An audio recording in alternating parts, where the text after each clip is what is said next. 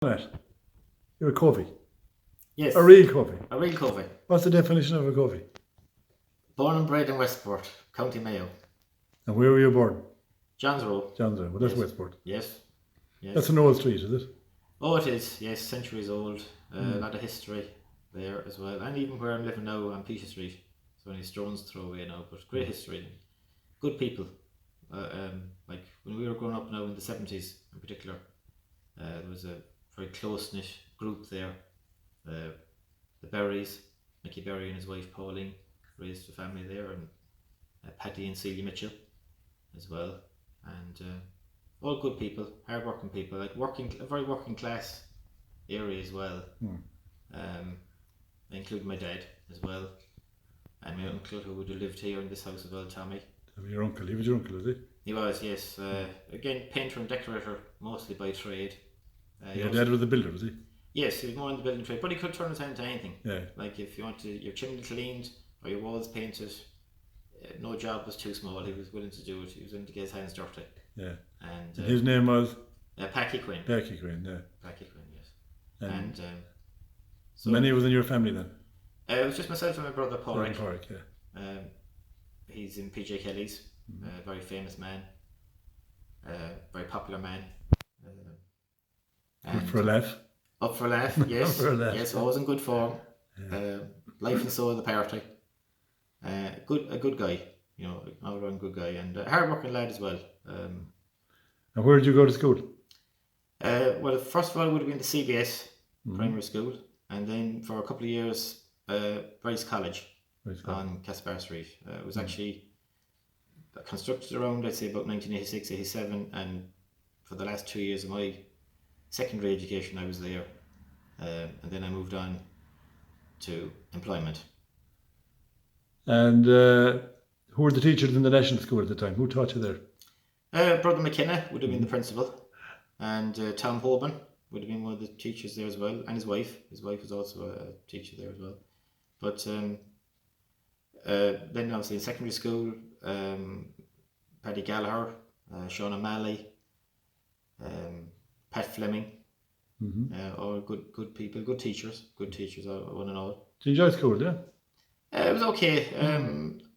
I was probably a bit shy, you know, and like even if I knew the answer to a question, I'd never maybe that confident to put my arm up, you know, unless I was 110% sure of the answer, that sort of way. But I got by, I got my leaving cert, so, then moving on, in 1989, I would have done my leaving cert around, I'd say June 89, and I think my dad kind of realised I had no prospects. Or something. I wasn't well, you were an academic, is it? Yes, I wasn't showing any signs of third level, or and he knew I was a home bird. I wouldn't be immigrating or anything. So well, it's not for everybody. People do different things, you know. Well, that's it exactly. But he heard of a job that was going in Homemaker, which was on the Octagon, and the manager at the time there was Michael McNicholas. The business was owned by Penny McGuinness at the time. From Castlebar, yeah. From Castlebar, yes. He had a couple of shops, did he? He had a couple of shops at the time, yes. He had Castlebar would have been where it started, and then he sent Michael over in about, I'd say, 1981 to manage, and that was a very good decision because Michael was A1, excellent salesman, and a very good personality, and very, very nice with people as well. So Dad, when he found out there was a job going, I went down for the interview, and we both kind of hit it off. You know, Michael was very easy to get on with, and he was never like a boss. He was a friend, a colleague, a soldier in arms, as they say, and that's why I think that's why I lasted so long with him. And unfortunately, he passed away 5 years ago, tragically. But his wife has taken on the business, and we've kept it going. It's still doing well, you know, we have our regular customers. And where's the location now? It's out the Ballinrobe Road, right opposite the train station. Okay. Behind Tesco there, yeah? Yes, we're now called Albany. You're Albany, yeah? We're Albany now, which is, what were we called first? It was called Homemaker. Oh, that's right, you're right. McGuinness had it here on the Octagon, it was called Homemaker. Oh, okay, right. And then Albany, it's a franchise, they're all individually owned. Mary McNicholas is the owner here in Westport. And we have a good staff there. Who works with you? Helen Joyce, I'm sure Yeah. you know, from Carrahally, Yeah. lovely lady. Paul Andrews, originally from Liverpool. He's living in Tourmacady. And just recently, John Foy, who's more from Castlebar direction. He would have been a brother of Michael Foy that had McCarthy's pub here Okay. as well. Very good salesman and good personality as well. And when you were a young fella, how used to pass the time as a kid now? Well, I was mad about sport. Mad about sport now. Both myself and Porrick were mad about sport. We love soccer. And of course, Did you back. play with your Westport United, is it? Oh no, I never graduated. No, it was kind of we had quite a big garden at the back in John's Row, and we used to have a kickabout there and invite friends along as well.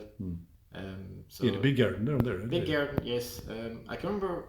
Your house was part of the barracks one time, was it? Oh yes, it was. Yes, as Dad used to say, it was a lookout for the British. It was a lookout. Yes, and I often regret that when the Elms was built, that I didn't go down maybe with a metal detector or something, because there would have been some fines, I'm sure, there now, old weaponry and stuff like that. But go back to when we were kids. I remember there was one occasion where I think practically all the kids from the street went out and played a game of football on the actual road. On the road. No, you couldn't do that now. No, you wouldn't last long. No. There was very little traffic back then, but I can remember certainly some of the Berries and Mitchells and some of the McAvanys as well. Michael and Porrick, I think, may have turned up as well. So there was a lot of people. There were a lot of kids up there that time. There was. Otherwise, yeah, it was all like we all kind of grew up together. As well. We're all kind of that generation, 60s, 70s generation, and we've seen a lot of changes over the years, and all positive changes as well. Like the infrastructure of the town has changed, and it's like you feel very proud as a Westport person.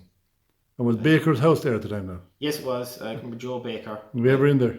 Oh yes. Many a time I lost a tennis ball and stuff like that, and then we'd have to retrieve it. And what was a nice house? A big house, is it? Oh, a huge house, and they had a big orchard there as well, and obviously elm trees as well. They were there for centuries. And what was it before, initially, the Baker's house? Oh, I would have. It was part of the barracks, I think, was it? It probably was. I say no. I know the Bakers were jewellers. They had a place on Bridge Street there. Now, if memory serves me right, it was a building that was black in colour. No, that memory might be wrong there, but was there a big wall around it?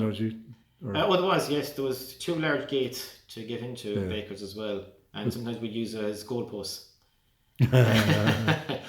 When Joe wouldn't be there. But it was a bit of fun. And had you any street games you played? Like, did you? Apart from the football? Well, no, it was mostly soccer. You couldn't play Gaelic football or anything now because you put those sort of posts up. But jumpers for goalposts, things like that. Now, okay, right. You'd have to improvise. Girls and boys, it was. We didn't rule anybody out. And did you go to movies or dances or anything like that? Where did you go? Where was well, the Castle Court, I suppose, mostly. It was there that time when you were young. It was. Yes. Well, I remember being a few times in the Railway Hotel. The Railway Hotel were running a few live concerts. Were they? Yeah. At the time, yes, that would be the early 90s, I'd say now. But yes, we jived the night away badly from time to time. But and the Castle Court Ring would have been the DJ, more than likely, on most occasions. I remember O'Malley's pub as well. Brendan McNally used to be the DJ there, and he used to always play great tunes from that era as well. The ska music and stuff like that from the late 70s, early 80s, which I would love. I know was like Madness, The Beat. But they were good nights. They were good nights, and you like music? Love music. Yes. A lot of CDs there behind you. A lot of CDs. Yes. I'd be a big fan of the Beatles, but I love all types of music. Really, I could listen to soul, blues, rock and roll, pop. What I do particularly like is there's a channel, BBC 4, and every Friday night they show fantastic programs about music. It could be about Bob Dylan one week, or the Beatles, or Rolling Stones, or whoever. Mostly rock bands, is it? Or well, no, it can be all sorts. It can be about jazz even. If you're a follower of Jazz. any type of music, jazz, soul, pop, whatever. There's a program probably to suit you most Friday nights. And what do you like about Westport now? Well, I like the people. I like the people. I know I'm biased there, but like most people greet you with a smile and a hello, and you don't have to be from here either. Yeah. There is a welcome. Like when I'm out walking, I always say hello to everybody I meet, whether they're a stranger or not. I might know them, but I think it's nice to be pleasant and just say hello, and try not to wear a frown. Just trying to. And do they usually respond back, would they? Most of them? Well, oh yes, most people would say hello back. Yeah, even today now I said hello to. There was a lot of people from Northern Ireland in Westport House today. Obviously, a few coach loads got off. I know the weather was terrible. There was some heavy showers, but big crowds there, and everybody meet. Hello, how are you? And very pleasant. They don't think you're odd, like when you start talking to them if you don't know them. Well, I hope not. The intention is to be nice and friendly, but maybe it comes across as something different. But well, Westport people are noticeably very, very friendly, aren't they? Well, they're yes. used to visitors and tourists. Well, that's it. It's a tourist town. I think there's always this. Like even my dad, I can always remember when we'd be out and about. Dad would always be pleasant as well. Not saying Mum wouldn't be either. Mum would always say hello to everybody as well. But Dad in particular, he'd be very inquisitive. You see, so if he got into conversation with somebody, say they were Australian or American, it'd be hello, and where are you from, and etc. etc. And he'd have their life story probably by the time he left. He'd dig it all out. He'd dig it all out. Yes. Oh, he was a great character. He was a great character. Lovely man. He used to love to play the accordion. Love to play the accordion. And sing a song. I still have it. It's behind me there. Oh, have you? On Yeah, display there. Proudly displayed. Like Matt Malloy's, I think, did he? He loved Matt Malloy's. He used to go in. He used to go to Saturday night mass, and he'd go up to Matt Malloy for a glass of Guinness. Wasn't a heavy drinker, Dad, so he'd go in for a glass of Guinness, and he always brought his car as well, and he'd have the accordion in the car. Yeah. So there was one evening he was telling me the story. He went in, and it was a bit quiet. Now he knew there was live music. It could be later, maybe 9 o'clock that night. So he asked, I think Seamus Garrity at the time, I have the melodeon with me, Seamus. Would it be alright if I brought it in? As only Dad would say, like, very quietly and softly, a bit embarrassed. And Seamus said, oh, go ahead, Packy, no problem at all. So he brought it inside and he played a few tunes. And most songs would be recognisable, the air of the tune, maybe not the words, because Dad didn't sing along to the music, but he played, and it was always up tempo as well. And he would come up and tell us then about who he met. I met Australians, I met Americans, I met English people, lovely people. Everybody was lovely with Dad, you see. Because that's just the way he was. He came across as being nice, so obviously that was reciprocated back to him as well. But I think he enjoyed it, and it was a very nice tribute. After I don't know how many years going in there on Saturday nights, Seamus and the rest of the bar staff presented Dad with a case for his accordion.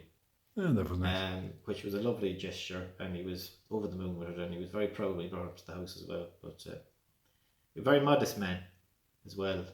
He didn't boast about anything, and he was quite a clever man as well, as you probably saw with the interviews you did with him. And a great memory for the past. Great storyteller. A very good storyteller. That was Shanachie. Yes, and but he was interesting to listen to as well. Oh yeah, that was the thing. He wouldn't bore you, and if he thought you weren't interested, he'd move on to a different subject very quickly. So.